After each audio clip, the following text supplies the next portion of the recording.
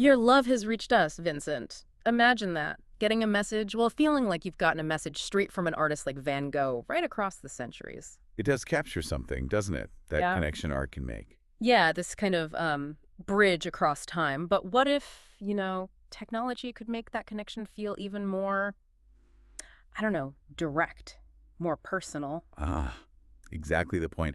And that's really what we're digging into today. We've got these really interesting sources, mainly parts of a book about, well, appreciating art using AI, and some visuals, a description of an exhibition concept. Right. And our goal here for this deep dive is to really unpack this new way of experiencing art. It's focused on Van Gogh, something called the Van Gogh AI Convergence Exhibition Concert. So we want to look at what makes it strong, what's unique about it. And crucially, what you get out of it. Yeah. As someone who might actually go see this, what are the real benefits? Okay, let's jump in. The sources, they start by arguing that Van Gogh is like the perfect artist to start this whole AI art thing with. Yeah, it's pretty striking. Apparently, he consistently ranks as the most loved artist around the world. Globally loved. That's quite a statement. It is, and that kind of universal appeal makes him a really solid choice if you're trying out something new, something experimental like this. But why him specifically? I mean, beyond just popularity, the sources point to a few things, right? Definitely. Mm-hmm. First, there's his style, those colors, so intense, and the brushstrokes. You can almost feel the texture, can't you? It's just so unique, expressive. Mm-hmm. Very visceral. And then there's the emotion, just pure feeling pouring out of the paintings. Starry Night's energy, the sort of brightness of sunflowers, the vulnerability in the self-portrait. That speak to people directly. Exactly. It's a universal language. Plus his life story, the hardship, the passion, working away without recognition. It's compelling stuff. Inspiring even. It adds that human layer, that drama people connect with. Right. So you've got this artist, amazing visuals, unique technique, tons of emotion, relatable story. The sources seem to say that whole package makes his work really suitable for, well, looking at, again, through the lens of new tech, like AI. Yeah, it's like his expressiveness and his story are just begging to be explored in different ways, maybe more immersive ways. Which brings us to the core technology itself, this 6-in-1 AI technology. The sources call it a world-first patented thing. Yeah, that's the engine behind this whole concept.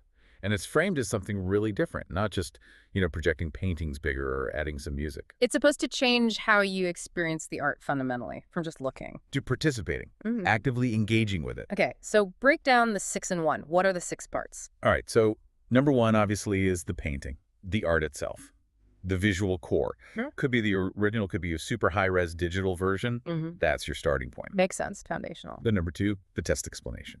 The standard museum label stuff, background, artist's intent, basic info, necessary context. Okay, still pretty standard so far. Right, but here's where it gets interesting. Number three, AI music. This is AI that actually listens to the painting, so to speak. It analyzes the mood, the colors, the feeling. And generates music to match. Exactly. Music composed by AI, specifically reflecting that piece of art. Wow. Okay, so you could be looking at, say, Starry Night and hearing this, like, swirling, mysterious music composed just for it. Precisely. Or something bright and lively for sunflowers. It's about adding an auditory layer to the emotion. Cool. What's number 4? Number 4 is the AI docent.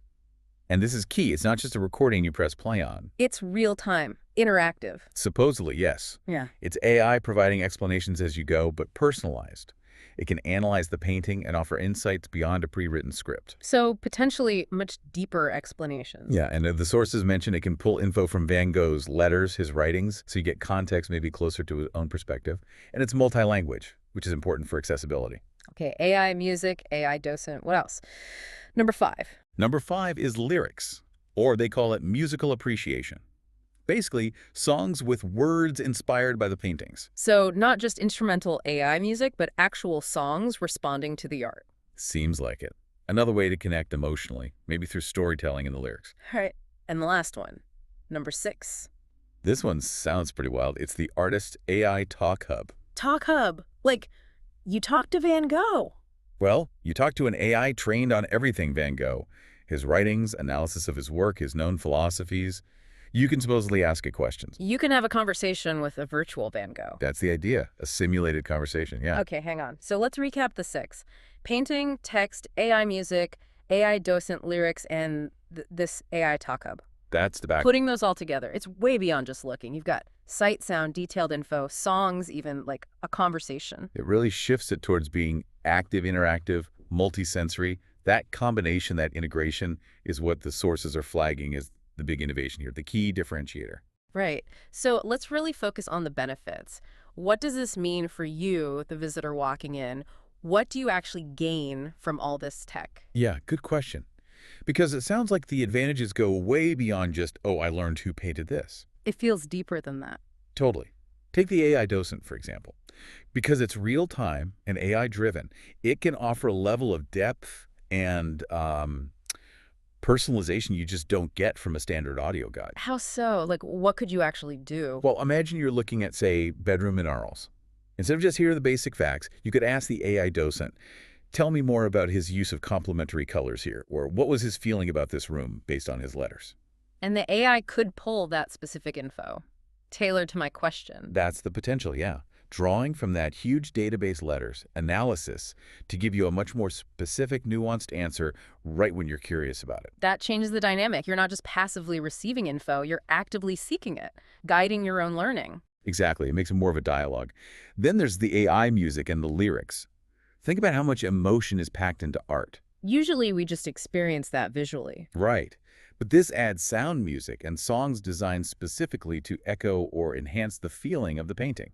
So, standing in front of Starry Night, the music could amplify that sense of awe, maybe the turbulence. Or the loneliness, perhaps. It adds another sensory channel to connect with the art's emotional core. It's not just background music.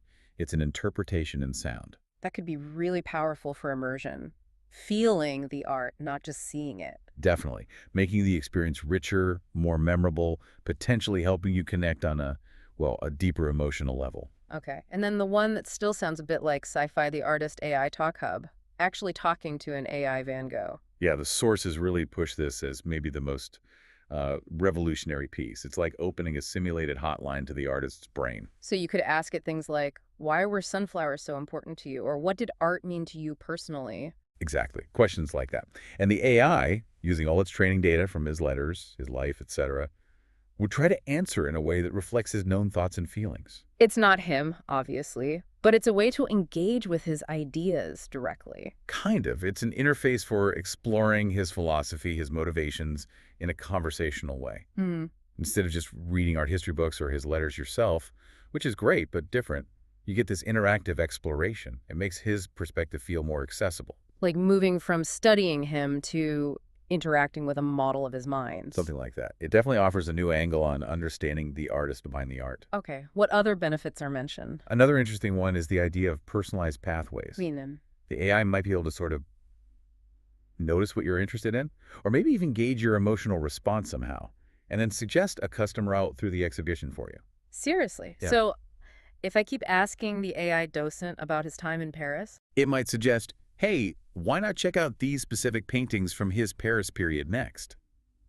Or, if you seem really drawn to his portraits, it could guide you towards those.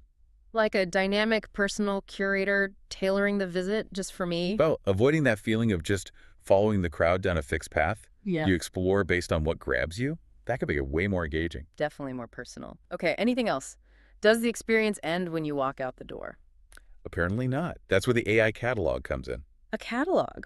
Like a book? Yeah, but an enhanced one? The sources say it has QR codes for the paintings, Okay.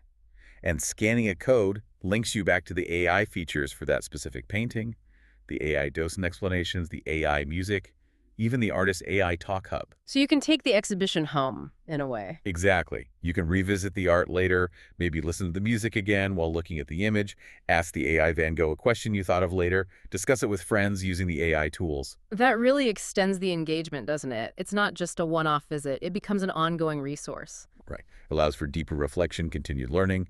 So this whole package of features, the tailored info, the music, the conversation, the personalized path, the take-home element, these are really highlighted as the core strengths. Yeah. This is what makes it different and supposedly more beneficial for you, the visitor. And this whole approach, this 6-in-1 tech, it's not just a one-trick pony for Van Gogh, is it? No, the sources are clear about that. The plan, they say, is to apply this patented AI technology to other big names too. Monet, Picasso, Rembrandt. Wow. Imagine having these kinds of deep interactive experiences with their work. It definitely points towards a potential shift in how museums and galleries might approach exhibitions in the future. Less static, more dynamic and participatory. Using AI to create more engagement. Seems to be the idea. And the sources even throw out a number suggesting this kind of AI-driven exhibition could increase how long people stay by, like 30 to 50% compared to traditional shows. That's significant. And it makes sense, right? If you're asking questions, listening to custom music, talking to an AI artist, you're just more involved. But you're spending more quality time, Mm. presumably. That statistic alone really underlines a major strength and a clear difference this model offers.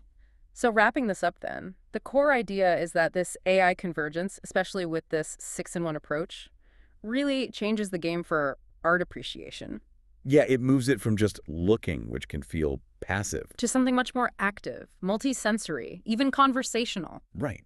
And the benefits for you, the visitor, seem pretty clear. Getting deeper, personalized understanding, connecting emotionally through sound, interacting directly with the artist's mind, in a way, choosing your own adventure through the exhibit. And being able to keep exploring even after you leave. Those seem to be the key strengths, the unique selling points that provide real value. It definitely makes you think, though. How does blending AI and classic art like this change how we relate to these masterpieces? Yeah. Is it getting us closer to what Van Gogh actually felt or intended? Or is it creating something entirely new, an AI-mediated interpretation? It's a fascinating question. And what happens when AI can curate, explain, and even, well, discuss art in these really sophisticated personal ways? What's the future look like for galleries then?